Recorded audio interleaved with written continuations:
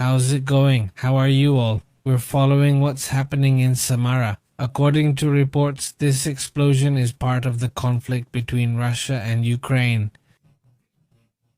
Remember that Samara is in Russia? Exactly. This is an area in Russia where there was an explosion. Do you know what caused this explosion? There are no details. There are still no details. Only an explosion was reported and, well, that hole left in the roof. Well, I guess it's part of the war, I imagine. I don't know. It could also be an accident, but we'll see. Another situation that draws attention is this fire in the United States, in Bradley. Where is this happening? That's in Georgia with evacuations underway. We'll discuss this more soon, but it's intense. Alright, we'll look at the details of what's happening in that regard as well in a moment. Well, speaking of fires, there's another fire, but this one is in Otsushi, over in Japan, where, according to reports, at least 5 buildings have been affected by a spreading forest fire, according to reports. Also, well, this image draws attention. This is a robot that plays ping pong and is pretty fast. I mean, there are several out there, right? But this one is surprisingly fast. It's like Marte Supreme. Basically, if you haven't seen the movie, watch the movie Marte Supreme. It's pretty entertaining, so check it out. It's called and it's made by Sony. Well, there's a Japanese development from Sony. Also, well, this image has been circulating of dolphins living in neglect in a closed area of Cancun. The organization Belief had shared this shocking image of 9 dolphins in badly deteriorated pools inside the dolphinarium. This dolphinarium is already closed, but unfortunately the dolphins are still there. And while they should, I'm not sure if they can be released. You can start by maintaining it? Exactly. Whether they can be released or not, or how the situation is there. But obviously, well, it's an issue that's being reported right now. Look at the condition of the water. If not, it's horrible, terrible. And for the poor dolphins in that area, also, well, this image that was seen in Iran is striking. This is it. In Tehran? In the capital, drones have been seen flying over that place, over the capital of Iran.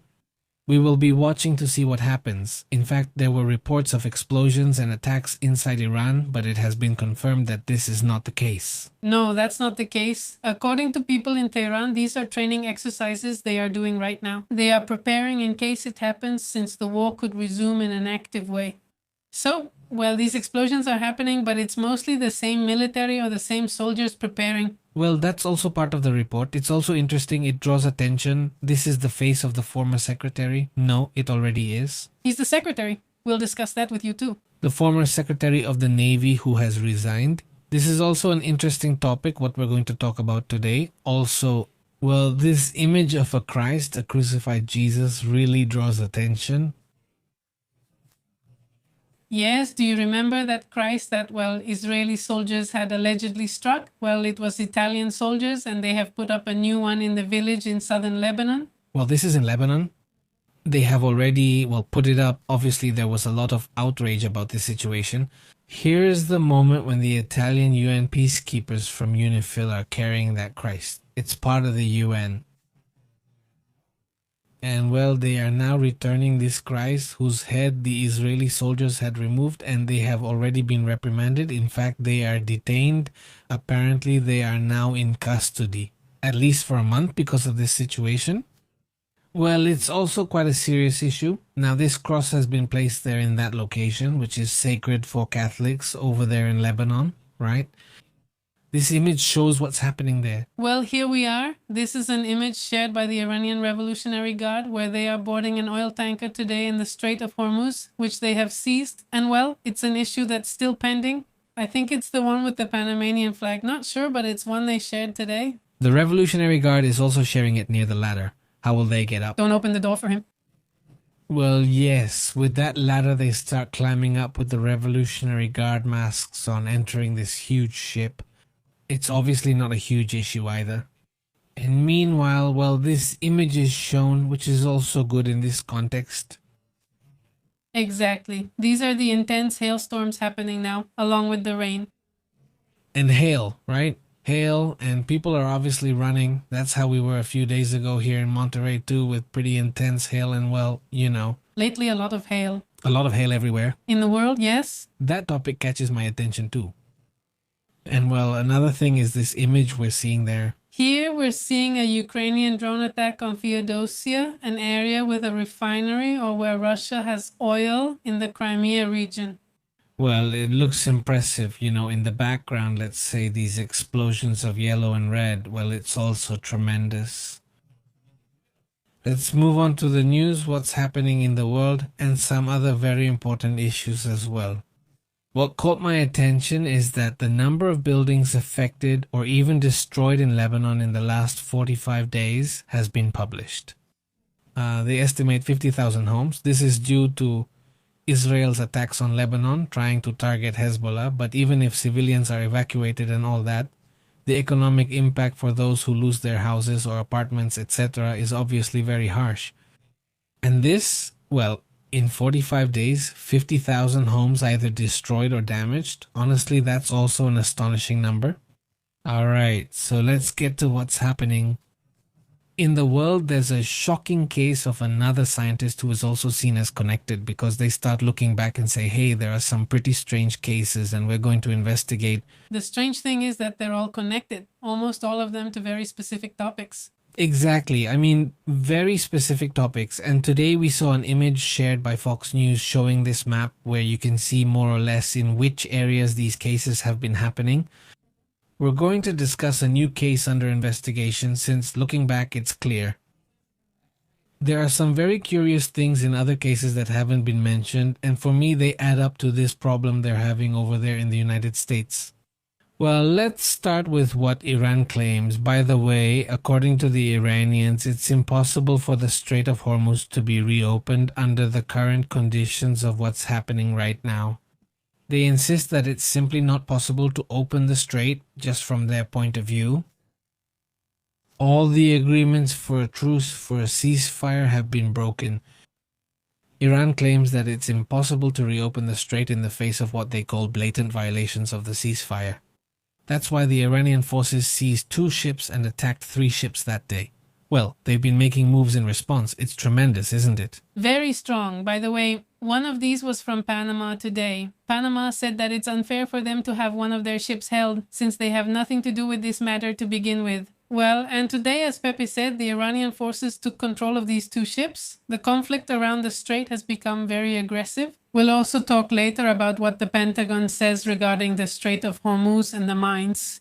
For his part, this Mohammad Bagher Ghalibaf, who is the president, the parliamentary speaker and chief negotiator, declared here a few hours ago on Wednesday that the Strait of Hormuz will be reopened.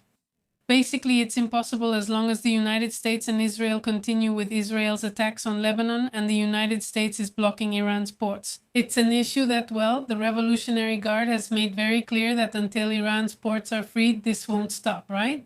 And, well, it doesn't look like it will change because Trump also keeps insisting that nothing will be allowed through to Iran's ports.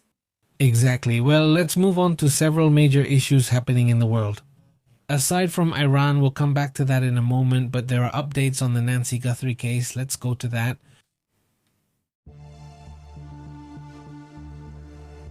Notice that, well, the Nancy Guthrie case has taken an interesting turn in this regard. Yesterday we noted there weren't many new things, but this time, well, the case of this disappearance of a woman aged 80 or 84, a writer, mother of a famous USA Today host, it's not her, right? The lady on the right, obviously. Well, there's a strand of hair, a hair that could make the difference. That's the new development. A hair that, according to what they know in this cutting-edge analysis, could provide enormous breakthroughs. I don't know. Back in the day, you needed the root. Yes. Yes, well, nowadays, you don't need the root anymore.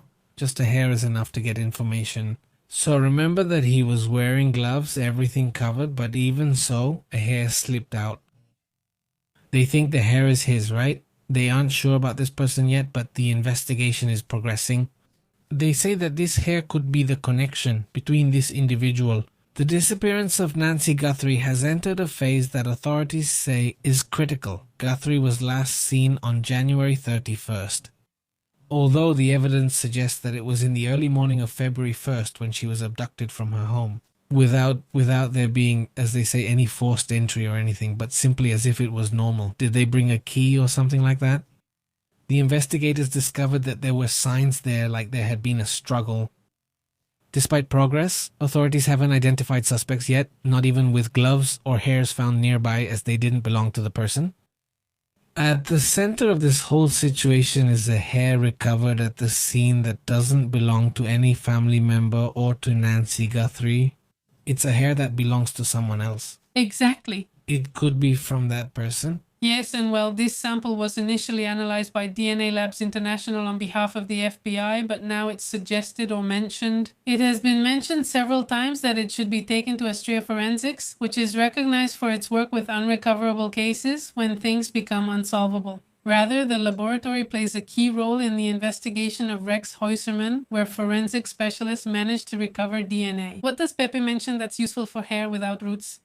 This breakthrough also contributes to the very long investigation that has been carried out to recover Mrs. Guthrie and that has led absolutely nowhere. There is already a genetic genealogist named Cece Moore who has indicated that similar methods could help in the case of Nancy Guthrie. Well, now it all depends or will depend on how advanced this laboratory is, because without it, that's right, if that doesn't give them any information, so far there are no suspects. There's nothing, either that or someone turns themselves in or something like that. Or someone turns them in. But I think that if that was going to happen, it would have happened already. They've offered a lot of money. They've been inviting people to reveal who it is and so on and so on. And it hasn't happened. Nothing. And many days have already passed. Obviously not. Let's see if Astrea Forensics Laboratories can do it. Exactly. And they believe that, well, with this study, this specific laboratory could figure out the genealogical line. Let's say they can find out, well, someone from this whole group of people, a relative of theirs, is responsible for this case. Once they find it, then let's say the chain of people, they say, well, look, this DNA probably matches 5 people who live in this state. Who are relatives. Who are relatives, right? So from there you say, well, there are 5 people, but look, here are 3 who are children of, I don't know, a certain age. Let's say 1 who is very old, but there are 2 who match. Age-wise? To the height, etc. And those are the ones who are going to go knock on the door. They probably won't be suspects. Well, that's it. Imagine if the whole case, if it were solved, was because of a hair. Imagine the level of, well, the whole issue is huge. Let's move on to other important matters as well. There's a case involving a scientist, right? They say he's a NASA scientist, right? This is a nuclear scientist who also apparently died in a rather strange way. We'll talk about it in a couple of minutes. There are just a few things we need to talk about first, and then we'll get to that matter.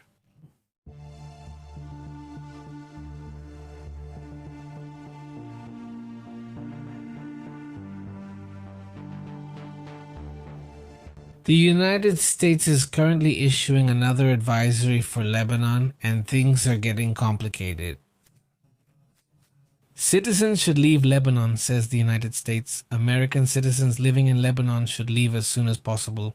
The suggestion is being made because I imagine they see that things are getting complicated. Exactly. The comment they make is that the security situation remains complex and can change very quickly. And they have asked US citizens to leave Lebanon while there are still commercial flight options available. Because later these situations can get complicated and it's no longer so easy to leave Lebanon. Well, this is part of what US diplomats are monitoring. They are closely monitoring what is happening in Lebanon and are issuing this recommendation there so that people can prepare their contingency plans in case of an emergency.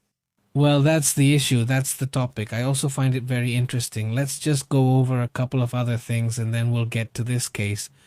Notice that Germany is now focused on arming itself. Europe has already done it. France clearly. Poland as well. But Germany is also moving in that direction. We've spent nearly 3 days discussing various things.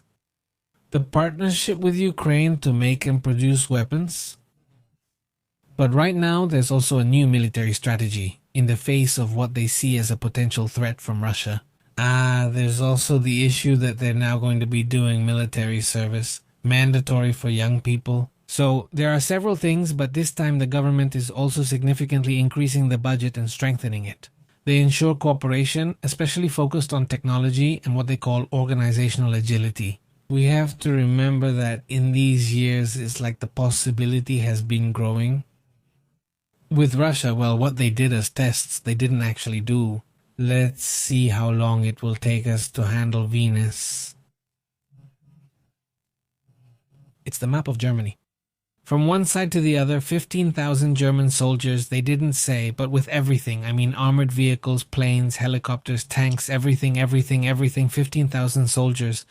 It wasn't much, just 15,000. On one side, Germany, I can't recall which side, from east to west or north to south, whatever, but if they were going to move from one side to the other, they had to do it in about 15 hours. Not that they had to do it super fast, right? I mean, about 15 hours, maybe 18. And it took about 15 days. No, I mean... Yeah, I mean, not all of them made it because there were some that just couldn't cross. They'd say, hey, this tank weighs so many tons and we don't know if this bridge can handle it. They're not made for that. Well, and today this other place can't either. Look, yes, it can land certain types of planes, but it's not really made for that, so it was chaos. They realized they were very poorly prepared for a conflict. They realized that one of the main German bases had another bathroom. I think it was for, I don't know how many thousands of soldiers, but they had very few bathrooms, very basic things. So, well, they're modernizing, but also trying to live up to what a world power should be. Exactly, but well, Boris Pistorius, who is in charge of defense, says that the goal is to have at least 460,000 combined personnel between active soldiers and reservists by the middle of the next decade. Besides, it's not a quick process. And well, the idea is a really complicated issue right now in Europe because recruitment is also a struggle in the United States, by the way. And well, they want to encourage people to join the military through incentives. They will also include mandatory medical exams for young people, even if there are no immediate plans to return to mandatory military service. Well, they're going to start checking them to see who can and who can't, even though military service itself isn't mandatory. No, but well, it's an issue that's starting to create pressure in the United Kingdom. Today, an interview and survey revealed that half of young people are unwilling to go to war for their country, which is very concerning right now. Honestly, I just want to see countries where people proudly wear their flag and fight for freedom. I guess so, but I mean, it's kind of interesting that, well, simply not. You can already see we're at a point where people don't want to think about war. Obviously, because there's been a period, well, despite the reports and how things seem, no. Well, if you look at it in other times, there are fewer conflicts, fewer wars, and many countries have already had generations living in peace. And that also, well, makes you not want to be involved in a conflict. Now, let's go to this rather strange case, a case involving, an engineer working in the nuclear field. Let's get to that.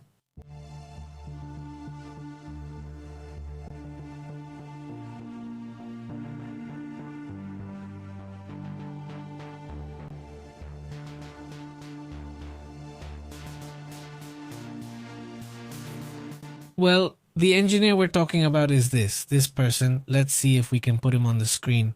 He loses his life in a car in his Tesla, right? I mean, he lost his life in a Tesla, and that's why they hadn't taken him into account, because they said, hey, this 29-year-old aerospace engineer who worked on NASA's nuclear propulsion system, just imagine what he was working on, right? He lost his life in an accident in Alabama on July 22, 2021.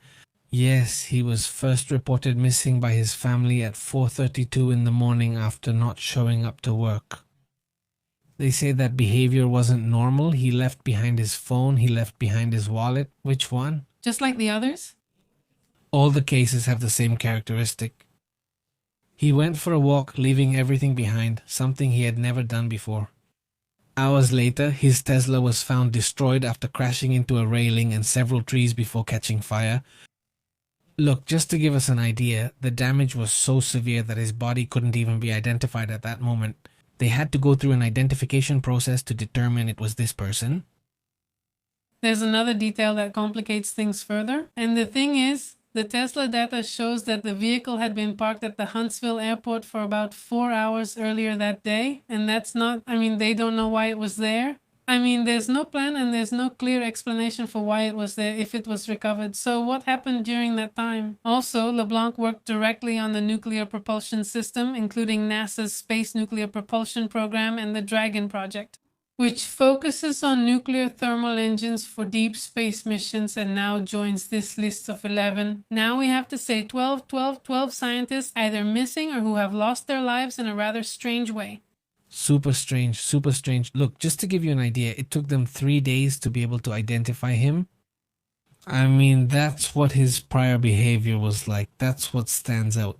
I mean, yeah, of course, accidents can happen and all that, but it's this. It's all that happened before, right? That's what draws attention. And the wallet issue, it's like everything starts to line up. All these kinds of things start to coincide.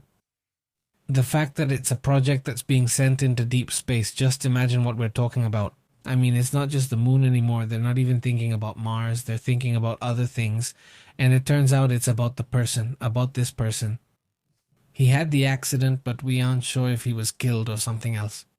They're trying to investigate now, and this is also because of pressure from the family. Well, regarding what happened before, due to that unusual behavior, they want a further investigation. I imagine that at that moment, when you see everything in isolation, it doesn't catch your attention. Later, well, the engineer was very young, there was this accident, and that was it. When you see that there are a lot of cases and all of them are kind of in the same area, right? Yes, it gets a lot of attention, doesn't it? And then you add Mónica Reza, Melissa Cáceres, Anthony Chavez, Steven Garcia, General Max Land, among many others. Well, he says, and this is really excellent, strange, honestly. Well, and then the cases of this man in Nurio who also says, let's see why.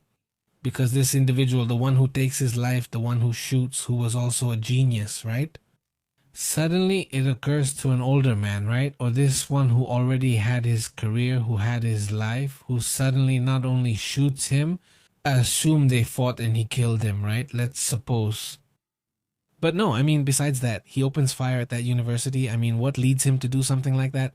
I mean, there are a lot of things that are honestly pretty strange, especially when you look at it as a whole, right? We're talking about making a lot of progress on energy and space issues. I mean, because people, more doctors. The lady from the housing issue is also related to deep space travel. So the good thing is, in that case, there's a report that I think it's better if we wait until the morning to see if I can confirm a couple of things. But there are details coming out about her, about the moments before. Even there are some videos of her out there where she's talking about different things. But among the details coming out is that there was already, well, I don't know if it was paranoia or something, or if there was really something concerning going on with her. Yes, well, she said she felt like she was being watched, that she felt like she was being monitored, and well, she did have some kind of problem there, right? That's what I want to know, what her family said, what her friends said, to see if we can find a bit more detail about her case specifically. It was published today, and these images that they've been showing on Fox News, this image wasn't published. Let me see if I can put it here. There it is. That's the image. There it is. Let's make it bigger. You can read it clearly now, right? Me, Scrooge, she's the one. I'm just saying her mother passed away on June 11, 2022, but Steven Garcia, the general, and Melissa are basically all in the same area. Yes, over there in New Mexico, by the way, a big shout out to Aurelio and the community watching us from New Mexico. Some people have told us they've seen those posters of the general, right? They're looking for the general, and then there's that. He is the most recent case? It's the latest case, right?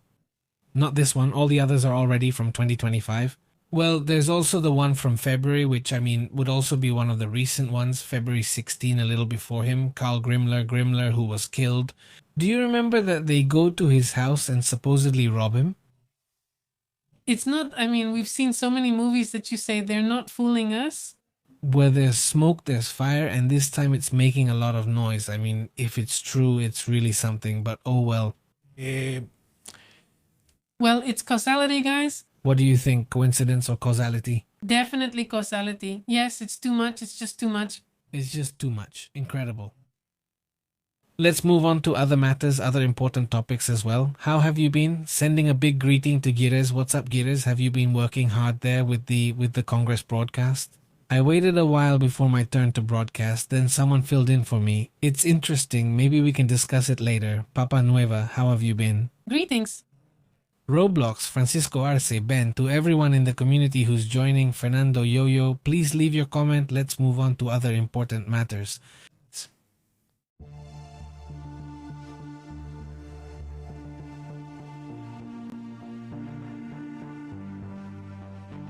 So, well, changing the subject, there's also the matter with pit cases, right? And with, what's his name? The Secretary of the Navy, right? Naval, at a really complicated time, it's known that Pitt was the one who fired him.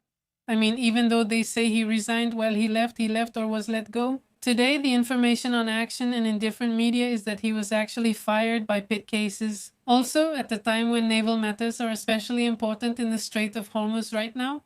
And today, the Pentagon announced the immediate dismissal of this person, the dismissal of the highest civilian official of the Navy. Well, obviously it surprised many people because besides they don't say why this resignation happened, they don't give any reason. Dato, no, Nada. This isn't the first. There have been several already. It's a purge like what happened to Xi Jinping, right? Over there in China, well, here Donald Trump or cases, well, they've started removing a bunch of military officers. Today, there was a piece of information that almost went unnoticed in many media outlets, but there's this thing about them asking the chief of staff for the codes. To Kane. Yes, they asked Dan Kane for the nuclear codes, and he doesn't give them. Yes, that rumor is supposedly out there. That's a very strange rumor because we already that same day, which is the day it's supposed to have happened, we told them, hey, it's working.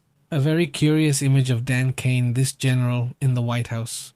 We thought the ceasefire was about to break or something was going to happen here. Supposedly during that visit is when they told him, give us the nuclear weapon codes. He said, why would I give them to you? Oh my, I'm going to leave it in my pants.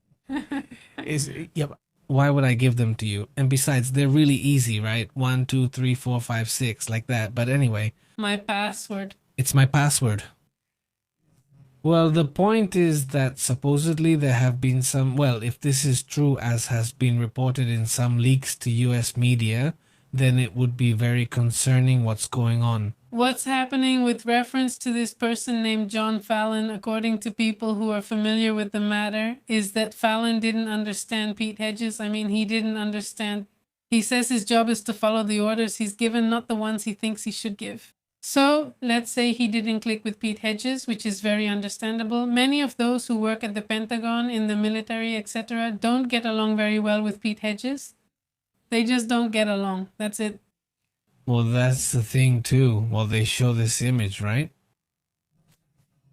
It's an image, sometimes I'll show it, of how they've been blocking. They're already talking about 31 ships blocked by the United States, ships that arrive at Iranian ports from different countries. The United States forces have ordered 31 ships to turn back or return to port as part of this blockade they're carrying out against Iran. This issue, well, is putting pressure.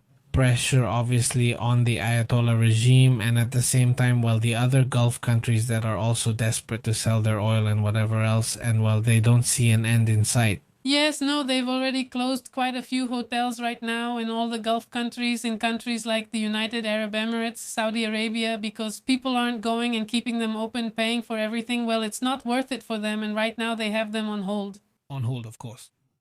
That's the situation on that topic. Let's discuss other important matters.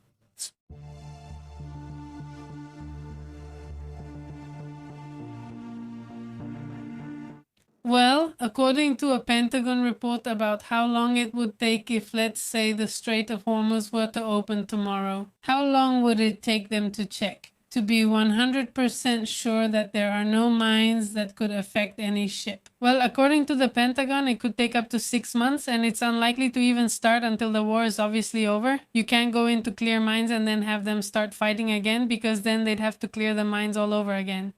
This information was shared in the Pentagon's classified briefing to Congress. Reportedly, lawmakers were told that Iran may have placed 20 or more mines in the waterway and its surroundings, and that some of them could be deployed remotely using GPS technology, which also makes them harder to detect. And well, this assessment obviously upset both Democratic and Republican lawmakers a lot since it is a consequence. It's a very strong economic impact because you can't have shipping through there disrupted for 6 months. And on top of that, oil and gas prices keep rising and it could last until next year. I mean, until 2027. That's why we've seen several people who work within the Trump administration saying, no, no, no, don't expect gas prices to go down until 2027 because they know it's not possible. If the war ends tomorrow, I mean, if it takes more months, well, forget it, not until mid-2027 or even 2028. Well, the estimate is for the long term. I mean, the estimate is for the long term. Obviously, oil prices have already skyrocketed, right? We're already seeing oil at $103. A little while ago, it even reached $106 at one point, so the markets opened strong over there in Asia. Brent at $103, Texas at $94, right? So, well, there it is. They're already at 100 now, not 100. They're around 100. There's no more in that sense. I don't know when this problem will be resolved since the ceasefire is said to be indefinite, but both sides remain blocked. I mean, it's like playing chess where the other side doesn't want to move their piece and neither does the other one, and they're all stuck there. Stalemate. And that doesn't mean it's a draw either. At the same time, because both of them separately. They both feel like winners. But both of them want the other to say, I lost horribly because the other one is great and wonderful. So both of them have the same mentality. That's the big problem. Let's say they have the same mentality in that, according to them, they both won under obviously totally different conditions, obviously. But, well, another thing that also catches my attention is what's happening in the United Kingdom. All of Europe is kind of like shaken. It's shaken. Europe is like, what's going on? They don't really want to figure things out without the US. Let's see. Europe is making decisions. It's kind of like a Brexit without it being exactly a Brexit. But it's been going on for a while now and it's speeding up with Donald Trump. Basically, it started in the first term and then since he comes back, it continues in this one. But at this point, I'm like, the Europeans just really fed up, you know, like when we see, I don't know if it's in this video because I put it here for you. I think it was there. It's more about Mercy. And even though already fed up there, already like, I mean, they don't hide it anymore because before they were always diplomatic. When it came to saying they were going to tone down the relationship a bit, and no. We have our differences, but we can still have a good relationship. No. It was already like, look, the good thing is that, well, here we are. Who knows how many millions of people who consume and produce and whatever else. And saying, well, the United States, don't count it among them anymore. Count it with those countries instead. Seriously. It gave the impression that, well, it's already out, you know, already out of the group of friends. And at one point, and he mentioned in the conversation, the German chancellor said, well, I mean, yes, well, there, and they counted on them, but just barely, you know, because the others straight up say no. No sé quién, otro país, digo. And don't they want to talk to him? The United Kingdom is in the same situation regarding military dependence on the US. They say, the English say, it's no longer sustainable. The former NATO chief named George Robertson states that the United Kingdom now wants to be separated, let's say, in that sense, militarily speaking, from the US. They want to be powerful on their own and not depend on their buddies from the US. Robertson, who is also a former Labour Defense Minister and Secretary General of NATO, as Pepe said. Also, he says it's not just about Iran. I mean, the Iran issue is still there. But the thing is, the most shocking thing they say is the threat to snatch Greenland from Denmark. That's what bothers them the most, he says. All of this illustrates a growing divergence between Westminster and Washington, said Robertson at a seminar he gave today. And well, he said that the White House has reached a historic low, which is true. In terms of criticism they've received, also in the polls, they're doing really badly and well. According to them, the unilateral actions that Donald Trump is taking during this presidency, he says that, well, they're putting at risk the entire relationship he had with Europe and with many other countries. Not just Europe, Canada too, that's it. We have to look at that as well. Just 2 days ago, they said the US relationship was terrible. Well, that's what we're seeing right now.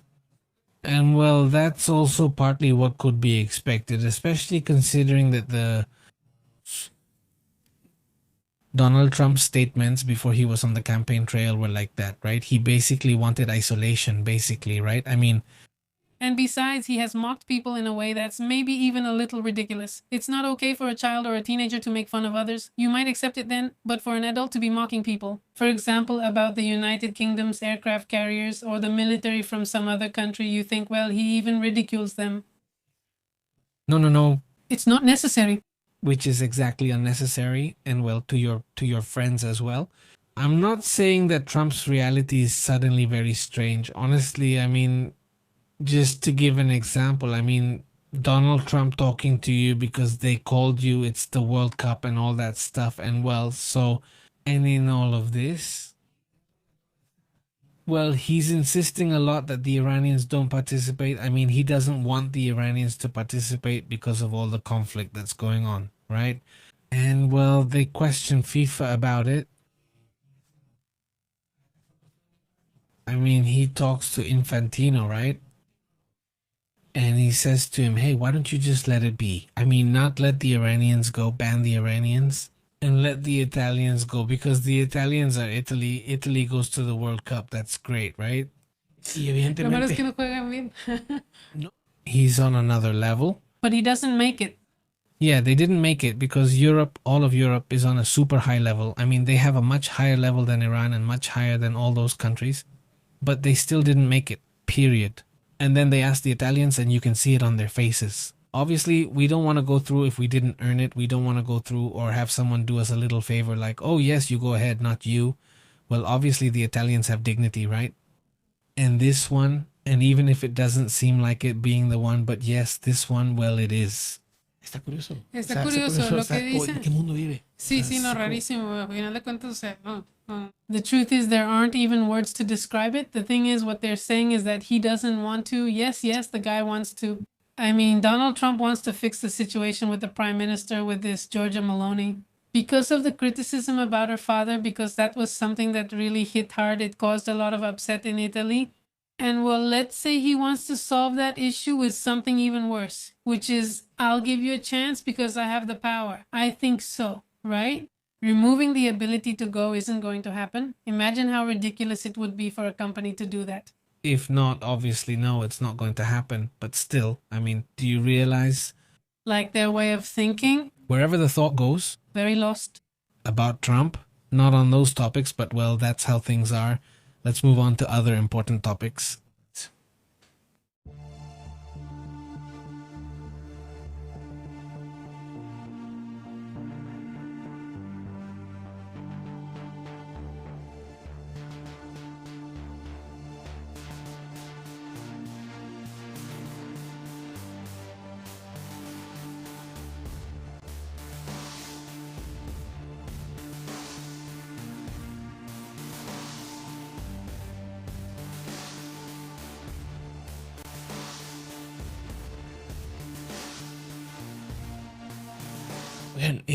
Well, an incident that caught attention was a fire. That was a fire that happened over there in Georgia. Not in Georgia. What's going on? About a week ago, you mentioned that basically there was a fire alert in the US in general because the situation is very dry. Well, today would be one of the first fires, a wildfire that's also spreading very quickly in southern Georgia. And well, there are already evacuations. Hundreds of people have been taken from their homes, and it has caused a state of emergency, already leading to road closures and a ban on burning. And well, in Bradley County, that's the area we were just looking at. There are 5,000 acres affected as of tonight, Wednesday, and only 10% is under control. There are already houses that have been destroyed. About 50 homes have been destroyed by the fire, and 1,000 people have had to evacuate. Is it hard to stop, or is the wind making things worse? The smoke is already in Atlanta because it's so intense. The smoke all the way to Atlanta? Just imagine, I mean, if you think about it like that. Quickly to the map to locate it. The fire zone isn't. Let's see. Let's go to the map. Is this in Georgia you're saying now? It's in Georgia, and it's not the only fire in Georgia. There's another one also in Georgia that's more or less. It's in the area called Painland Road, which is 105 kilometers from the first one we talked about from Bradley, and there are already 6,700 hectares affected. It's also only 10% contained. It's in Albany. It's in Georgia. One is in Bradley County, the other on Painland Road. We looked for it because, it really caught my attention, especially since lately we've seen fires in the southern area, like the ones in Florida, remember? Here's Georgia and here's Florida. And it's not common for there to be fires in highly humid, swampy areas. That's right, isn't it? But it was so dry, they're having a drought. They're dealing with a drought. Even so, look, if you look at the fire danger map, it's striking that they're in red. You never see them in red, do you? No, because it's always very humid. Look, this area of Houston, which is also, Texas and Houston, all that area and this area around New Orleans and Louisiana and all of that. Well, it's from the same area, let's say swampy and humid and all that, and it's very green like this area would normally be. But they've been dealing with this drought problem for a while now, and now, well, it's getting worse and the conditions are right for fires, honestly. There it is. Here, this doesn't surprise me. I don't know if it's really bad. I don't know if it's really strong, but it doesn't surprise me. Because we're already used to the fact that in these areas between Mexico and the US, there are very extreme conditions for fires. There are some comments. Jerez was saying that there was a broadcast today with Congress that lasted about 7 hours and it was going to continue, but then it got cancelled. That's why the internet goes down, because of the Santa Ana winds, those darn winds that actually create, conditions of heat, drought, and wind. Santa Ana, well, forget it. It's powerful, and that's the thing, so to speak. It's just that over there they don't have the amount of forests you're going to see, or jungle, or whatever it is they have. It's not like that here on this side because, well, it's a bit more semi-desert, so to speak, at certain times. But they're more like forested, right? Well, it creates a problem like in Chihuahua. And also the issue of education. Because the problem in Georgia, besides the fact that everything is set up for fires to happen, drought and wind, is the fact that the fires are happening right now. Was it mostly because people burn things for different reasons? I don't know what they're doing, maybe campfires or whatever else. And well, they've lost control of it. They've been told not to do it, not to burn things. But well, they didn't care. And now they're causing these fires. Which, well, unfortunately, there are already people losing their homes. Unfortunately, that's how it is. Well, that's the situation, right? I don't know if we also have a little more information about this case, not about this particular case. Like Japan Week, because it has been attracting attention and we'll keep you updated. But in the meantime, let's move on to other important matters.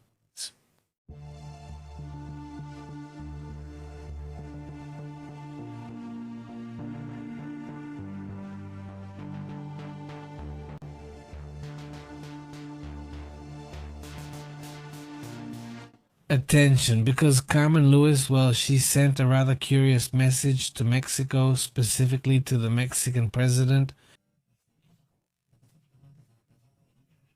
in which she says, well, that they should, well, show some empathy for the death of the agents who were with the CIA. And obviously this caused controversy. And she says, taking all this into account, what's coming out right now, the president says, well, it should stop. Well, talking about putting a stop to drug trafficking and all those issues, right? But they talk about empathy. And look, we have to look at this from 2 points of view. From the point of view of the United States, for them, these are agents they send supposedly to investigate and analyze the issue of drug trafficking. That's basically part of what they would be doing here. Supposedly, that's what the government says. We're not aware of that issue, which honestly is hard to believe that the government here wouldn't know, especially since they were with this police officer. Well, with security agents too. It seems more like they want to handle the image of sovereignty and all that in this way, and they'd rather just say no. No, we're not aware of that situation. Obviously, yes, they are aware. It's just that there's a whole legal procedure with the Senate to tell them, look, we're going to bring in these agents. They have to ask for permits. They want to skip all that process and act like nothing's happening. Oh, I didn't know they were here, and they act upset, which the United States doesn't understand. The United States seems to have closed themselves off to all this, and they say, hey, our agents are taking risks on your side, and really they should be taking action. That's the idea, right? Yes, it's very unfortunate.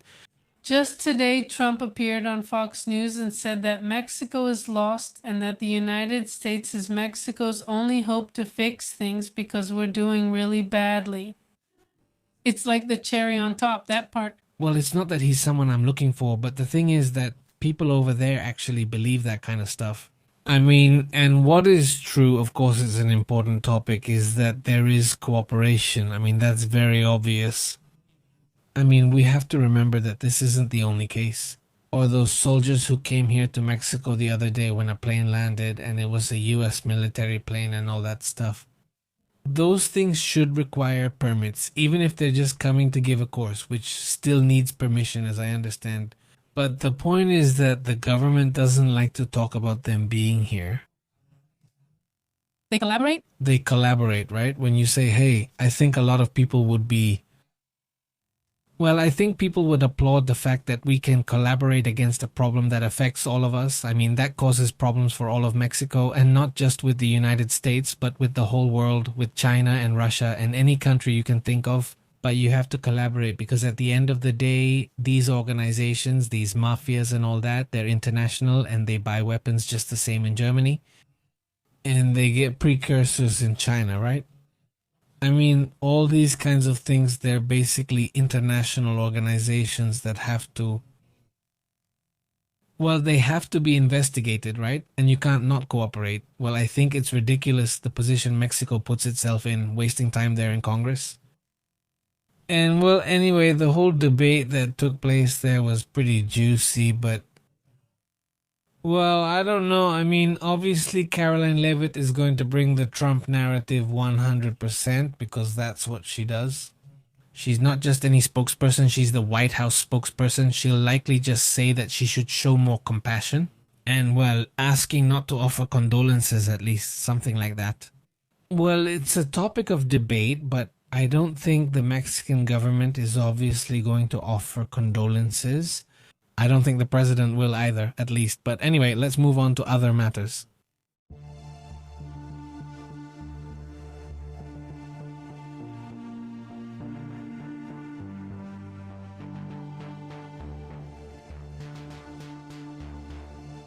What else do we have over there? Well, the Pentagon, again, in this statement they made with the Congress members that we talked about in the previous point regarding the issue of the mines. They also revealed a truth that Donald Trump won't like at all, and that is that the Islamic Republic of Iran has more military capabilities than the White House has admitted. And they say that approximately half of Iran's ballistic military arsenal and its associated launch systems have remained intact since the beginning of the ceasefire. In other words, no, they haven't destroyed this attack capability they have. According to authorities, approximately 60% of the weapons of the Islamic Revolutionary Guard Corps are still operational, 60% including the fast attack boats. And well, on Wednesday, there were Iranian cannons that hit several ships. We were talking about this today, shortly after Trump announced this unilateral ceasefire, supposedly until there is an agreement from Iran. Well, some people are saying that they're starting to get desperate because, well, it's not clear, right? We keep seeing high-ranking military figures from Iran making quite offensive comments. For example, today Hossein Salami, who is the head of the Revolutionary Guard Corps, came out and said that they are focused on turning the Gulf of Oman into a cemetery for the United States Navy. I mean, how can you negotiate with them? Every day they come out and say this 2, 3, 4 times a day. Well, there was something that Caroline Leavitt said that I found interesting. Let me see. We only have 2 videos of her today, and I think, let's see if I get it right. If not, this is the other one, right? But let's listen to this little part. Completely strangling their economy through this blockade. They are losing $500 million a day. Karg Island is completely full. They can't move oil in or out. They can't even pay their own people as a result of this economic pressure that President Trump has imposed on them. So he's satisfied with that while we wait for their response. And we'll see what happens. The president hasn't set a strict deadline to receive an Iranian proposal, unlike some of the reports I've seen today. The commander-in-chief and president of the United States will ultimately determine the timeline. No, this isn't. No, that's not it. It's interesting because it's related to the topic. Yes, but this is the one. Why? Well, what you're about to hear is right. You see a lot of different messages coming from Iran, a lot of rhetoric and different kinds of language from them. I would recommend that you don't take anything they say literally. What we've seen is that what they say publicly is very different from what they admit to the United States and to our negotiating team in private. I've told all of you in the media this repeatedly, and you should trust our word. That's the problem. That's the thing. I mean, on one hand, he's right. I mean, he is right. I mean, the problem is that someone at the White House is constantly reporting things that aren't true, constantly, or half truths, or things that are very questionable. So, for that very reason, everyone has decided to try to lay out both sets of rules. That is, let's see which one actually gets followed.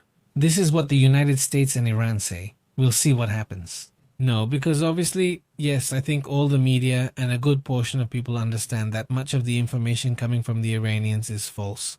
I mean, because they've shown that too. They constantly say things that are complete lies. That's what they do. They live by constantly telling lies.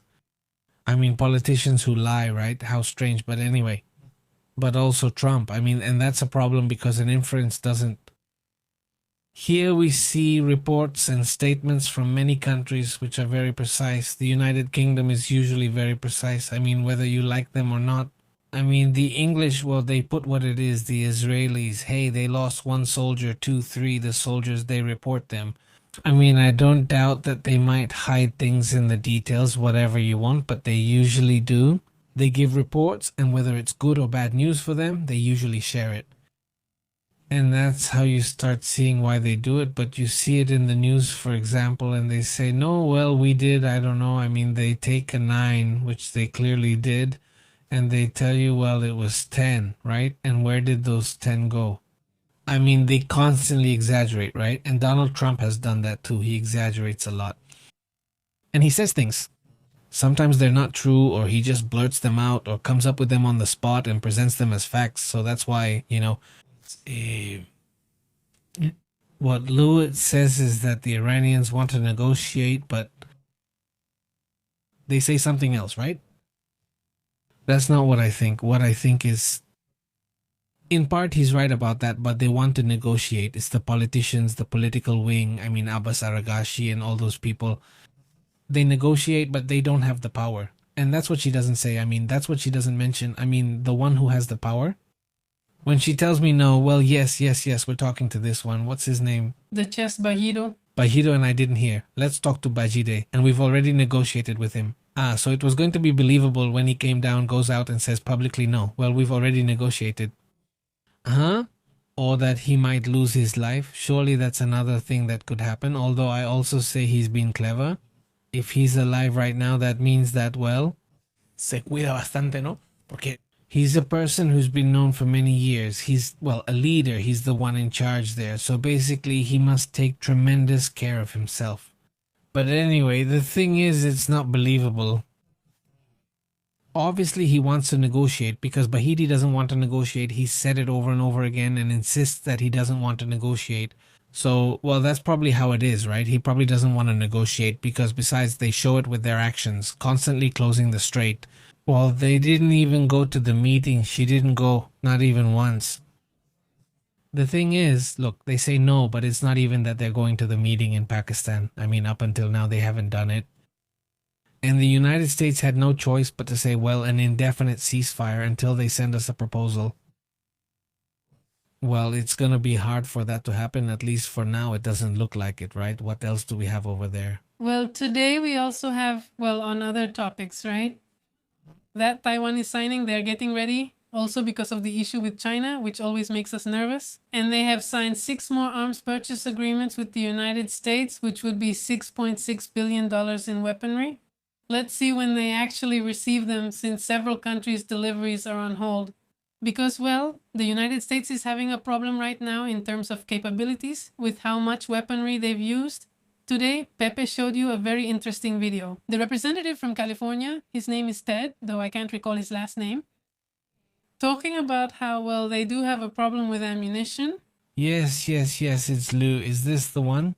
Of Taiwanese origin, well, he was born in Taiwan and as a child he went to the United States. Exactly. No, what he's saying is there's not enough. I mean, if there were one. I mean, there's no ammunition. I mean, están, digamos, a la mitad. But no, I mean, with half, you can't start a war. So, and another thing that this congressman says is, See, Iran's drones cost about $30,000 to $50,000, but that's not true. They cost much less. They cost $20,000.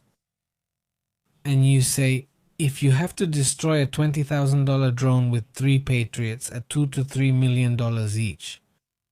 I mean, just imagine $20,000 and you spend $9 million, $20,000 and you spend... I mean, and besides, they don't just send you one, they send you 10, so you can't. So, yeah, basically he told them, I mean, self-criticism, he's telling them they're obsolete. I mean, militarily speaking, you can't wage war the same way as before. You can't think like that anymore. And another thing is that they don't have the training or the ammunition ready right now. So the war is something else. It's different. It's different, totally different. And well, about Taiwan, part of it goes to what are called HIMARS, multiple rocket launchers. And another part would be for self-propelled howitzers. M109A7 Paladin.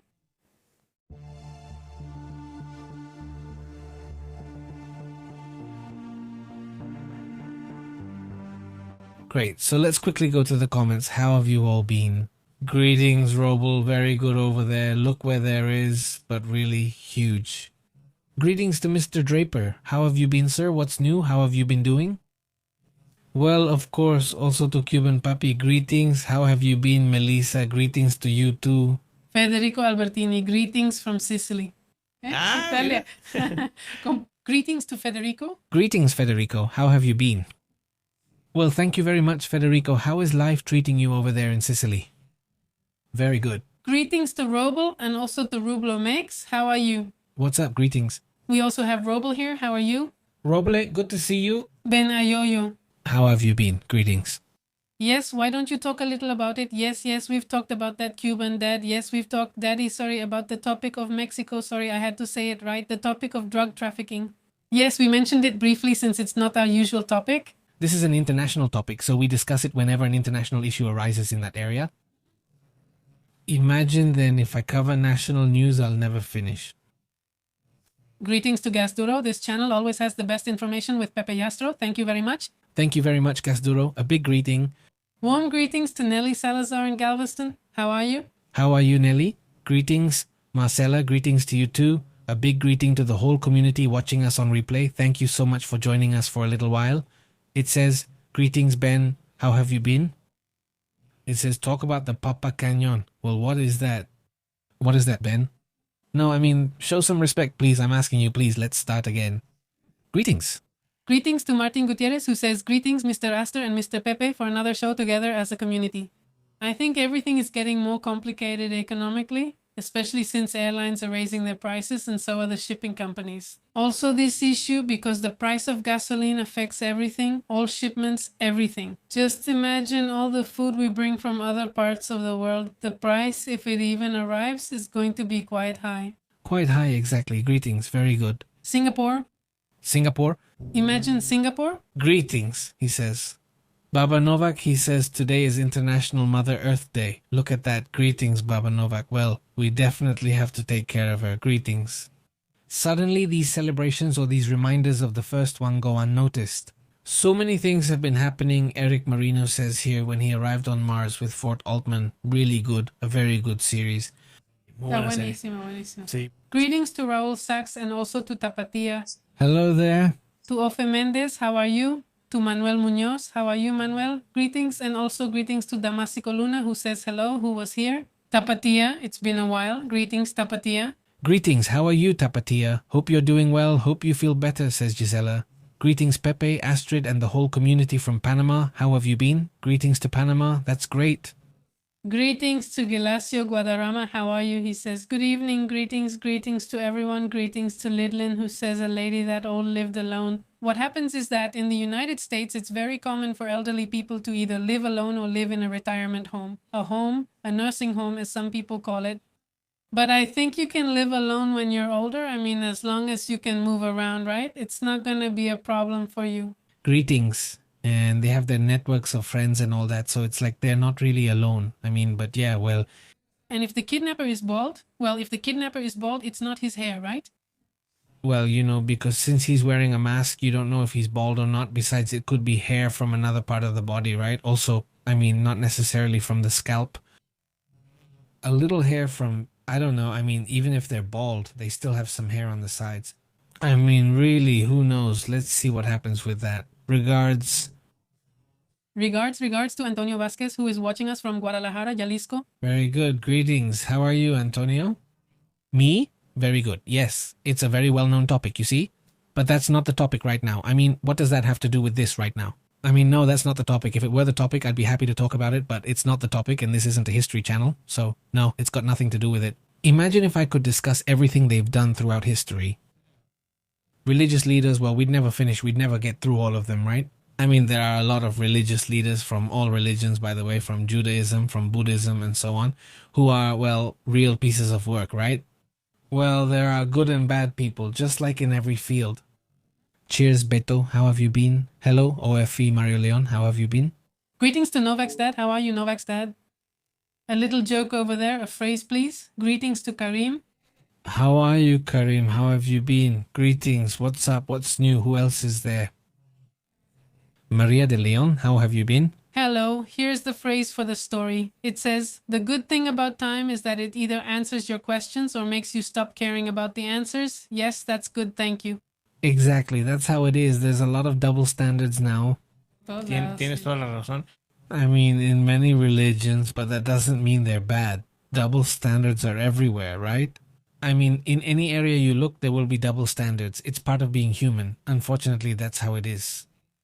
Well, that's it, right? If religion really helps someone, then it's great that it helps them and helps them grow, right? Juan Carlos says, how have you been? Greetings to Mexico. Saludos, Juan Carlos. Dice, saludos, Guadalajara. Centro de México. Greetings, Juan Carlos. How have you been? We really want to go over there to that area in Jalisco. I would love to take a trip over to that area, even to Puerto Vallarta. A little trip to the beach. Here you see Yo-Yo and also Fernanda Navarro. How are you, Fernanda? Perla, how are you? Greetings to Argentina. Hello, best regards. We know how dangerous nuclear bombs are. Terrifying, right? And they still pose a threat. And what Rafael Grossi says is that there are another 20 countries already thinking about having nuclear weapons. That issue is really tough now. We talked about it yesterday. Hi Emma, how are you? Good evening.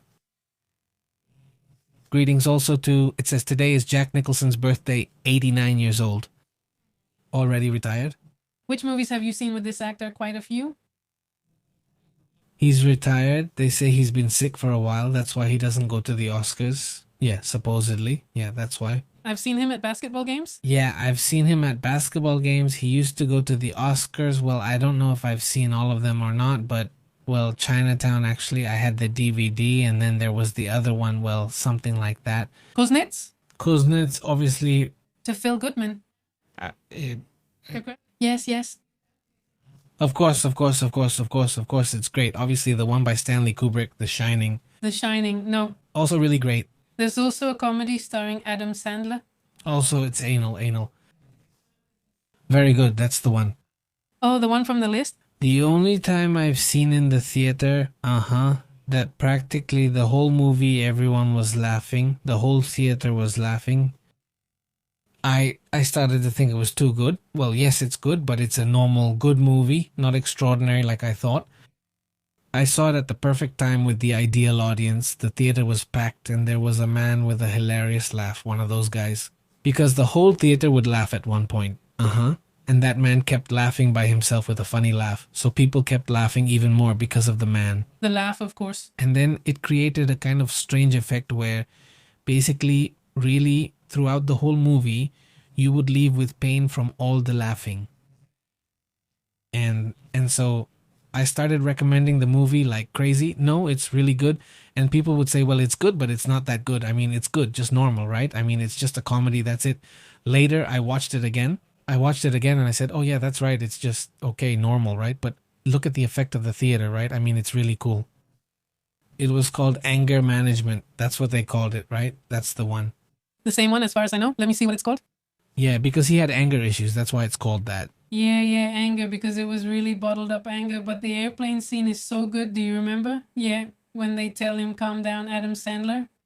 And Adam Sandler is super calm the whole time. Greetings, how are you? Neri says, Pepe, I watch you like every day. Let's see, thank you very much, Neri. Greetings all the way to Texas. How have you been? Hello? He says he also participated in Mad Men. Yes, of course, the Joker. He played the Joker, a very strange Joker, by the way, too. Really good. Very classic. Right? The Departed. The Departed. The Departed. I thought I'd seen all his movies, but actually I haven't seen any. You're way behind right now. Let's see. I mean, I've seen like Chinatown too. Well, we had it. Yes, we had it. The Oath, this A Code of Honor. It was The Oath. Really good. Someone has to give in, too. Someone has to give in. Oh, yes, that one was really good too. It's just that everything was done. Honestly, we did it all. He's a good actor. This one and The Witches of Eastwick are both really good. Wolf doesn't ring a bell. Wolf. Ah, Mars Attacks. He's the president. Mars Attacks actually has a lot of characters. I mean, right. You see a lot of characters? It has a lot of characters. I think I did see that one. I did see it. It's about the Wolfman. Yes. The Confessions of Dr. Smith are also good. He's a bit crazy. My life is my life. He doesn't do anything else good. But yes, a good part of it. The older ones, not really anymore. That's when I noticed several don't. For example, that one's The Last Duty from 1973. Who knows which it is? There's also one called Terror, which I haven't seen. They're really, really old like that? Yeah. They're really old, yeah. Yeah, you don't feel like taking a bath? Yeah, no. No, that's it. But for example, there are some there that I'm seeing that are like classics, the ones everyone always recommends, but I haven't seen them. I mean, no. La Frontera Seguen. La Frontera Seguen, The Crow, all those. Who really knows what's going on with them or even where to find them? Frontera, Cuervo, where can you even get those, right? Ay, ¿Qué tal estuvo exactamente. Machine Gun, Pepe? I haven't seen it. Cuervo, those ones. Y pico esa vez en la noche y luego en lo que bajas y que no sé. He knows where to get them. Right? Who? Frontera, Cuervo. He knows how to get them, right? Who knows where to get them to start with, right? Ya no quisimos, ¿no? Ya se me hizo Se muy nos tarde. hizo- He knows about those. Let's see if we see her. I don't know. They're asking right now about David Wyckoff. I don't know him. Maybe I've seen him once, but I don't recognize him. Who then? I'd have to. It says here he's a writer. Where can you get them, right? Who knows where to start getting them, right? But I haven't seen him. I mean, I haven't followed him. I don't know him, so I'm not sure what they're talking about. I need to know who he is and what happened with his passing, but it's surprising and many media outlets are discussing him. That part was strange, wasn't it? Yeah, apparently the whole thing was kind of strange, so we'll have to see what's going on with him, right? Yeah, no, I don't know his show or anything like that. Yeah, greetings to Francisco Canales. Hi, guys. Greetings from the live community. Greetings, Francisco. Yeah. Here's the list. Thank you so much, Gabriel. Big shout out. Thank you very much. He says he won a lot of awards, that he had a phobia. Yeah. Confessions to the Doctor. Yes. Who brings a puppy. Greetings. I used to jump over the lines on the floor. Yes, that's right. I jump over all of them. Yes. Yes. All my life I've always jumped. I mean, I'm serious. but just for fun, not because I have an obsession. something bad is going to happen. No, not at all. I mean, actually, if I want to step on them, I can step on them now. I have no problem, but I have the habit of jumping over them from when I was a kid. Yeah. That You'd set missions for yourself or just step on them, walking only on the line too, right? But not because I'm crazy. Greetings to Abelson. He's watching us from Sweden. How are you, Abelson? Greetings, Abelson. How have you been? Awesome. Yeah, I think all of us have some habits, right? Kind of like I touch things like this. But when it's something that doesn't let you live, well, that's it. It's tough.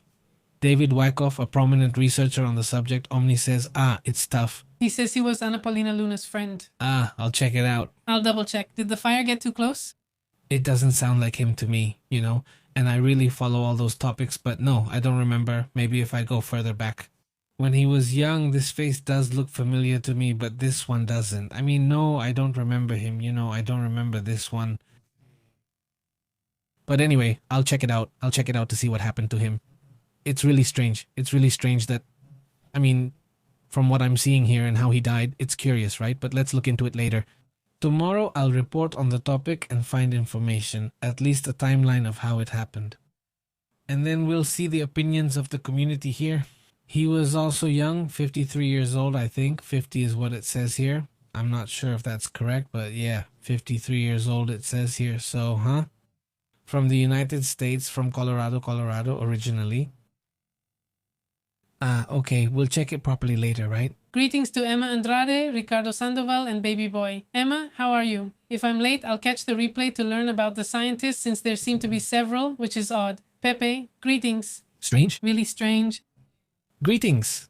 Greetings. Greetings also to SMT, who gave me many awards. Well, if you read this, greetings to Gabriel Duran. How are you, Gabriel? And Pepe says, have you seen the Black Vault page? Files, of course. It's one of my favorites and I keep it bookmarked. Because when I have some free time, I start downloading documents and I'm just there reading. It's full. It wasn't showing up recently. I'm not sure if it's back yet. Yes. It's disappeared. All the documents showed up, but there are a lot of official documents and, well, you can download them without any problem. I mean, you just read them and see. Well, like in your X case, so this one is super interesting. Look, I'm going to check. I think I did see that documentary you're telling me about, the one about Bob Ballistic. I'm going to leave it ready here and I'll watch it later. I mean, this one here, that one, I can watch it by myself because movies here we usually watch all together, but this one I'll watch by myself later tonight. Let's see how it is, right? I think maybe yes, but I'm not sure. Is he in it? Or is he the one who produced it or something like that, right? I guess, well, I'll check it out later to see how it is. Sounds great. Hey, well, let's go. Let's go, guys. Remember that we're on WhatsApp and we're also on Telegram, and we send you a notification when we go live, and we're also on Facebook, X, and Instagram. Awesome then. Greetings to Karim, Marcela, Maria. Elena, greetings to Pueblas and the community. Thank you for joining us for a bit. Take care and well, we'll see you tomorrow with all the information. Hugs. See you later. Interrumpimos su programación habitual. Thank you for tuning into The Truth. This is Pepe Live. The truth is intense, the unusual is real. We analyze it here, global perspective. Don't miss out. Tune into the Pepe and Vivo channel with Pepe running the feed and Astrid telling it like it is. Raw journalism, here it's respected. Turn on alerts, don't lose track until next time. Yes, sir. We're taking attendance, subscribe.